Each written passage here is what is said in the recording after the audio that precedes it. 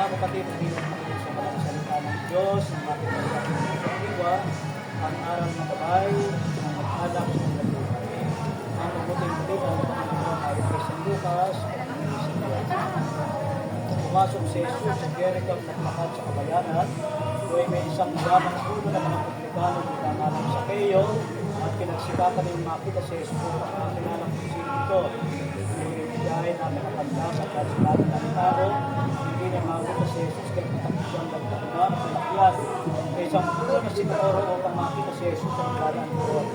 Pagdating kay Jesus sa damang Diyos, ay tumalang sinabi sa kanya, Sakeo, bumaba ka agad sapagkat kailangan yun sa bahay nun. At mamadali siyang bumaba at tulong tinanong si Jesus. Dating nakakita ng pinagpulong-pulungan, makikitubig siya sa isang kasalanan ng sakit namin. Panginoon, ibibigay ko po sa mga dukha ang kalahati ng aking hari-harian at kung ako'y may nadayang sino man, apat din bayon susuli ko sa kanya at sinabi sa kanya ni Jesus, ang kaligtas ay dumating ngayon sa isang bahayang ito. Lipi rin ni Abraham ang taong ito sapagkat naparito ang anak ng tao upang hanapin at iligtas ang naligaw. Ang mabuting balita ng Panginoon. Mga kapatid, halin at dumulog sa Ama ng Bukal ng buhay ng lahat ng sambayanan. Sa bawat panalangin, ang inyong itutugon sapagkat lubha kang awain.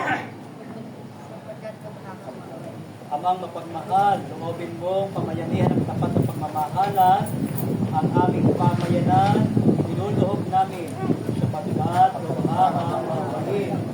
Amang mapagkalinga, loobin mong maging bukas palad kami sa mga kapuspalat, dukha at sawi. Iniluluhog namin sapagkat lubha kang awain. Amang may kapal, loobin mong maging masigasig kami sa pagpapalaganap ng iyong paghahari. Iniluluhog namin sa pagkakataon. Aming Ama, sa iyong kagandahang loob, ibinigay mo sa amin ang iyong buhay at pagmamahal. Tangkilikin mo ang iyong sambayanan, yamang ikaw ang pinagmumulan ng kanilang mabuting pagsasamahan. Iniluluhog namin ito sa pamamagitan ni Jesucristo kasama ng Espiritu Santo magpa sa walang hanggan. Manalangin tayo. Manahan ka, Panginoong Jesucristo, sa piling ng mga nagpapasinaya sa mga tanggapang ito at humihiling ng pagbabasbas sa iyo upang sa paglagi rito ay kanilang madama ang iyong pagpupok upang sa paglabas dito ay kanilang makamit ang iyong pagtataguyod at upang sa pagbalik dito ay kanilang mapaunlakan ang iyong pagpasok hanggang tanay sumapit sa iyong inihandang tahanan sa maligayang pagpisan sa iyong Ama sa kapitan. Hari natin kabuhay kasama ng Espiritu Santo magpa sa walang hanggan. Ang banal na tubig nawang ito magpaalala ng pakikisa ng ating Panginoong Jesucristo sa pamamagitan ng sakramento ng Biyaya. Ang kapayapaang kaloob ni Kristo ay maghari nawa sa ating puso at ang salita ni Kristo ay manahang lubusan sa ating kalooban upang anuman ang ating dalapin sa salitang gawa ay mangyaring lahat sa ngalan ng Panginoon ngayon at magpa sa walang hanggan. Amen. Yes. Okay. You may do the honor.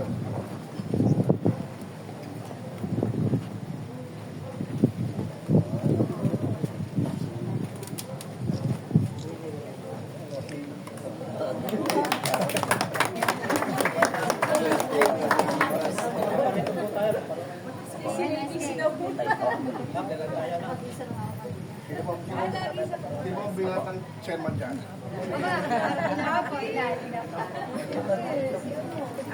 Adik tayo na lang sa ano po. Hindi na, lusot.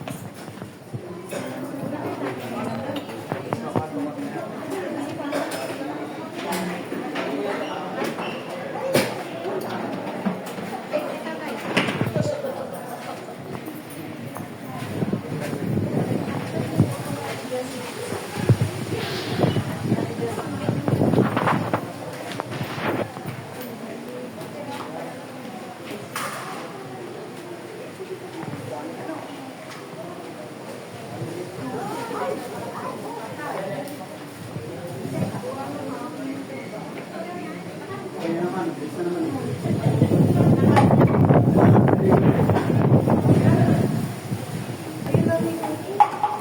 sila sa loob. Sa loob ng kwarto. Para kita yung building. Ah, okay.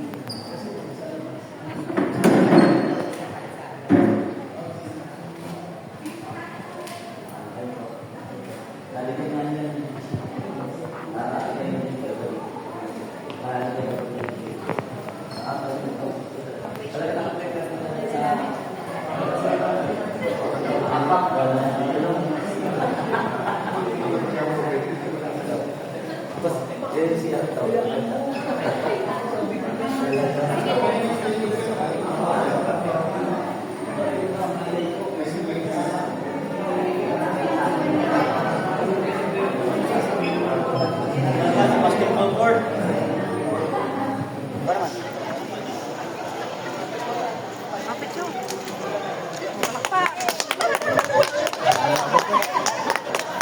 Dalawa kasi. Dalawa kami. Ayaw ko pala.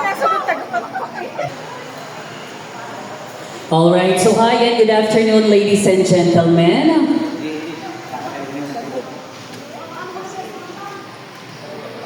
At this point po ay nasasaksihan natin ang blessing of the building and unveiling of the marker. And tapos na rin po tayo dun sa ribbon cutting ceremony. And of course, yung ating building tour and the site viewing.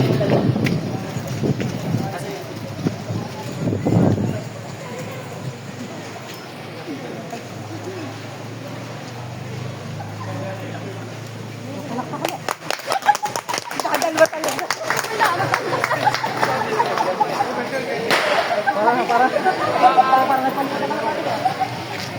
Ano yun? Naka-live ka?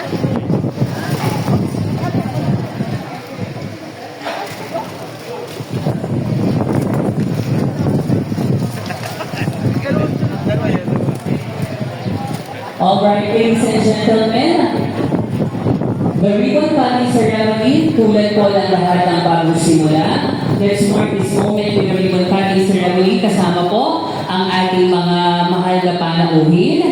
And of course, ang blessing of the building and unveiling the marker. And of course, ang ating building tour and site viewing.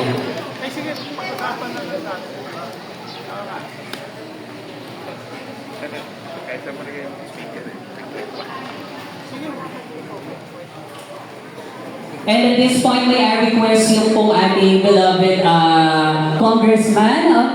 Congressman Loreto Amben Amante, together with our Honorable Mayor, as well as ang ating pong Vice Mayor, ang ating pong District Engineer, dito po sa stage. And of course, ang ating pong beloved Barangay Chairperson ng Barangay Danio,